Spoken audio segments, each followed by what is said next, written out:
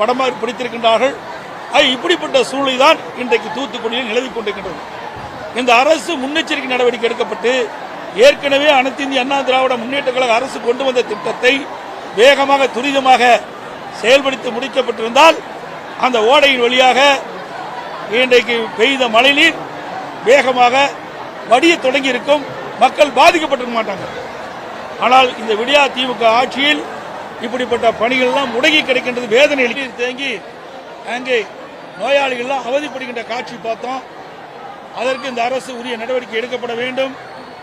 இன்றைக்கு மழை வெள்ளத்தால் திருநெல்வேலி, தூத்துக்குடி, கன்னியாகுமரி, தென்காசி மாவட்டங்களில் தாழ்வான பகுதியில் நிறுத்தப்பட்டிருந்த வாகனங்கள் எல்லாம் கனமழையில் வெள்ளத்தால் முழுகி சேதமடைந்திருக்கின்றன.